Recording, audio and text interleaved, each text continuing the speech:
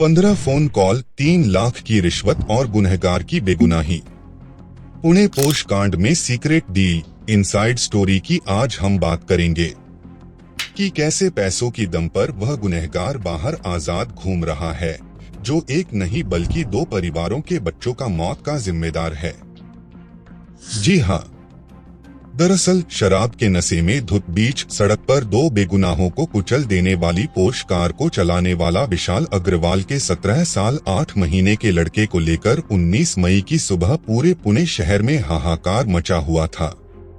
इसकी वजह ये थी कि अपनी स्पोर्ट्स कार पोर्श को वह लगभग 200 किलोमीटर प्रति घंटे की रफ्तार से चला रहा था, जिससे बाइक पे सवार 2 इंजीनियरों को रौंद दिया। ये टक्कर इतनी जोरदार थी कि बाइक पे सवार लड़की 20 फीट ऊपर उछलकर नीचे गिरी। वहीं बाइक चला रहे अनीश को भी काफी जोर से टक्कर लगा, जिससे दोनों की मौत हो गई। मौके पर मौजूद लोगों ने पहले आरोपी को खूब पीटा और गाड़ी की भी तोड़-फोड़ की। उसके बाद पुलिस को सौंप दिया, लेकिन विशाल अग्रवाल ने सिस्टम को ऐसे सेट किया कि बेटे को 15 घंटे में ही बेल मिल गई। इस दुर्घटना में मध्य प्रदेश के 2 लोग, अश्विनी कोष्ठा और अनीश अवधिया, दोनों 24 वर्ष के, मारे गए थे। इस घटना से देश भर में रोष फैल गया। इस 15 घंटे में ही मिली बेल में कोर्ट ने कुछ शर्तों के साथ जमानत दी, जिसमें आरोपी को सड़क दुर्घटनाओं पर 300 शब्दों का निबंध लिखने और 15 दिनों तक ट्रैफिक पुलिस के साथ काम करने और शराब पीने की आदत के लिए काउंसलिंग लेने को कहा था। हालांकि बाद में आरोपी को फिर से कस्टडी में लेकर जुवेनाइल सेंटर भेज दिया गया। हर तरफ लोग इसी हादसे की चर्चा कर रहे थे। वारदात की तस्वीरें सुर्खियां बन गई थीं। लेकिन इन सब के बीच पुणे शहर में ही एक शख्स नाबालिग आरोपी को ही बचाने के लिए अंडर द टेबल डील करने में लगा था। पुणे में पोर्श कार के एक्सीडेंट के तुरंत बाद 19 मई की सुबह एक सीक्रेट डील हुई। वो सीक्रेट डील जिसमें एक तरफ नाबालिग आरोपी के घर वाले थे तो दूसरी तरफ ससुन अस्पताल के डॉक्टर। इस डील के लिए आरोपी के घर वालों ने सरकारी अस्पताल के डॉक्टरों से फोन पर 15 बार खुफिया तरीके से बातचीत की। तय हुआ कि डॉक्टर नशे में होने के इल्जाम से नाबालिग आरोपी को क्लीन चिट दे देंगे। लेकिन तब शायद उन्हें ये नहीं पता था कि पुलिस उनके इस सीक्रेट डील को क्रैक करने के लिए एक बैकअप प्लान के साथ तैयार बैठी है। चलिए आपको बताते हैं 19 मई की सुबह हुई उसी सीक्रेट डील का एक सच। बीच सड़क पर 2 बेगुनाहों को कुचल देने वाली पोर्श कार को लेकर 19 मई की सुबह पूरे पुणे शहर में हाहाकार मचा हुआ था। जिस तरफ देखो लोग इसी हादसे की चर्चा कर रहे थे। वारदात की तस्वीरें सुर्खियां बनकर टीवी पर छाने लगी थीं। लेकिन इन सब के बीच पुणे शहर में ही एक शख्स ऐसा भी था जो इस हादसे में नाबालिग आरोपी को ही बचाने के लिए उसके पिता से अंडर द टेबल डील करने में लगा था। पिता उसे रुपयों का लालच दे रहा था, उसकी ईमानदारी की बोली लगा रहा था, लेकिन वह शख्स अश्विनी और अनीश को इंसाफ दिलाने की जगह हर बार अपनी मांग बढ़ाता जा रहा था। पुणे क्राइम ब्रांच की माने तो ये शख्स कोई और नहीं बल्कि पुणे के सबसे बड़े सरकारी अस्पताल यानी ससुन जनरल अस्पताल के फॉरेंसिक मेडिसिन डिपार्टमेंट के हेड डॉक्टर अजय तावड़े थे, जो नाबालिग आरोपी के पिता के साथ मिलकर आरोपी लड़के का ब्लड सैंपल ही बदल देने की साजिश रच रहे थे। और अपने 2 मातहतों के मदद से बाद में उन्होंने ऐसा किया भी, लेकिन उन्हें नहीं पता था कि इस मामले की जांच कर रही पुणे पुलिस ने एक बैकअप प्लान तैयार कर रखा है। और उसी बैकअप प्लान ने डॉक्टर साहब का भांडा फोड़ दिया। सूत्रों की माने तो 19 तारीख को एक्सीडेंट की खबर आम होने और नाबालिग आरोपी को हिरासत में लिए जाने के साथ ही उसका पूरा परिवार बेटे को बचाने के लिए एक्टिव हो चुका था। आरोपी के पिता ने अपने किसी जानकार के हवाले से पहले एक बार डॉक्टर तावड़े से बात की और उसके बाद तो फिर इस मामले को सेटल करने के लिए दोनों के बीच लगातार बातचीत होती रही। क्या आप यकीन करेंगे कि उस रोज सुबह 8:30 बजे से लेकर सुबह के ही 10:40 तक आरोपी के पिता और डॉक्टर तावड़े के बीच कुल 15 बार बातचीत हुई। इसमें जहां एक कॉल सामान्य कॉल थी, वहीं बाकी के सभी कॉल फेसटाइम पर किए गए। लेकिन जब ब्लड सैंपल चेंज किए जाने का खुलासा हुआ, मामले की जांच आगे बढ़ी तो पर्दे के पीछे चल रहे इस खेल का भी खुलासा हो गया। नाबालिग आरोपी के घर वालों की तरफ से पूरे सिस्टम को हैक करने की साजिश अब आरोपी और उसके घर वालों के साथ साथ उन लोगों पर भी भारी पड़ने लगी है जो चंद सिक्कों की खनक सुनकर सिस्टम में रहकर सब कुछ हैक करवा देने को तैयार रहते हैं।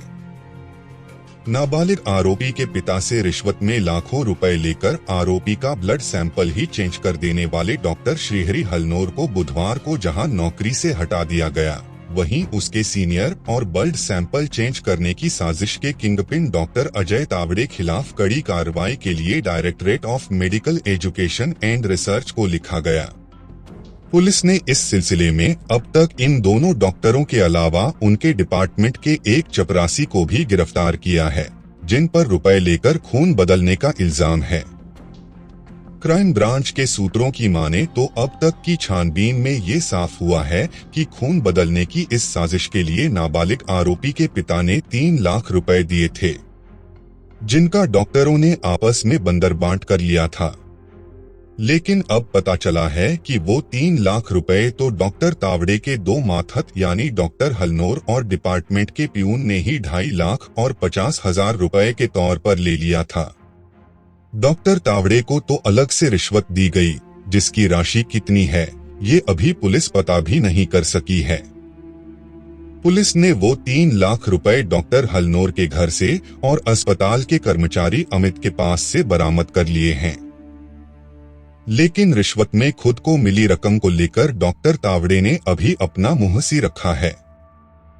खून बदलने की इस साजिश का खुलासा तब हुआ था जब कई दिनों के इंतजार के बाद नाबालिग आरोपी की मेडिकल रिपोर्ट सामने आई। रिपोर्ट के मुताबिक नाबालिग आरोपी के खून में अल्कोहल का नामो निशान नहीं था, जबकि ये सच है कि उसे और उसके दोस्तों की बार में शराब पीते हुए सीसीटीवी फुटेज सामने आ चुकी थी और एक्सीडेंट के बाद भी लोगों ने उसे नशे की हालत में ही देखा था। फिर जांच हुई तो साफ हुआ कि ससुन अस्पताल में उसका ब्लड सैंपल ही चेंज कर दिया गया था। असल में शक की वजह पुलिस ने ससुन में सैंपल कलेक्ट होने के बाद औंध अस्पताल में भी लड़के का एक बार और ब्लड सैंपल कलेक्ट करवाया था, जिसका डीएनए लड़के के पिता से मैच हो गया, जबकि ससुन अस्पताल वाले सैंपल का डीएनए अलग था, जो इस बात का सबूत था कि सैंपल बदला गया है। और बस यहीं से डॉक्टरों पर शिकंजा कस गया। ससून अस्पताल में हुए फर्जीवाड़े की तह तक जाने के लिए सरकार ने 3 मेंबरों की कमेटी बनाई है। इस मामले की जांच में क्राइम ब्रांच ने कुछ ऐसे सबूत इकट्ठा किए जो नाबालिग आरोपी और उसके घर वालों के खिलाफ ताबूत में कील साबित हो सकते हैं। क्राइम ब्रांच ने हादसे के दौरान पोर्श कार में बैठे नाबालिग आरोपी के 2 दोस्तों से आज दोबारा पूछताछ की, जिसमें दोनों ने ये मान लिया कि उस रात कार कोई और नहीं बल्कि नाबालिग आरोपी की चला रहा था और उन सभी ने बार में शराब भी पी थी। इससे पहले खुद नाबालिग आरोपी और उसके दोस्तों ने हादसे के बाद पुलिस को जो पहला बयान दिया था, उसमें उन्होंने ये कहकर केस की जांच को भटकाने की कोशिश की थी। हादसे के दौरान कार नाबालिग आरोपी का फैमिली ड्राइवर चला रहा था और तो और उस रोज दबाव में आरोपी के फैमिली ड्राइवर गंगाराम ने भी खुद ऐसा ही बयान दिया था। लेकिन अब तफ्तीश में उस झूठ की पोल खुल चुकी है। खुद आरोपी के साथ कार में बैठे लड़कों ने भी माना है कि कार की स्टीयरिंग नाबालिग आरोपी के हाथों में ही थी।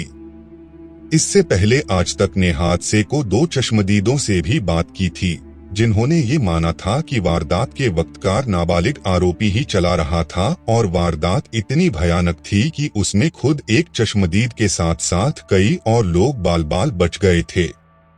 मामले की जांच हाथ में लेने के बाद बुधवार को नाबालिग आरोपी के पिता और दादा को क्राइम ब्रांच ने आमने सामने बिठाकर उनका क्रॉस इंटेरोगेशन किया, ताकि पुलिस ये समझ सके आखिर बाप बेटे की जोड़ी ने अपने ड्राइवर गंगाराम को किस तरह से बेटे का गुनाह अपने सिर पर लेने के लिए डराया धमकाया और किस तरह से आरोपी दादा ने अपनी मर्सिडीज कार में उसे किडनैप ही कर लिया। पुलिस का कहना है कि इस मामले पर दोनों ही झूठ बोलकर पुलिस और कानून को गुमराह करने की कोशिश कर हैं और यही वजह है कि पुलिस सच्चाई की तक जाने के लिए हर तकनीक आजमा रही है। दोस्तों, ऐसे और भी क्राइम स्टोरी जानने के लिए हमारे वीडियो को लाइक और चैनल को सब्सक्राइब कर लीजिए। हम मिलते हैं आपसे नेक्स्ट वीडियो में। जब तक सेफ रहिए, सतर्क रहिए। जय हिंद।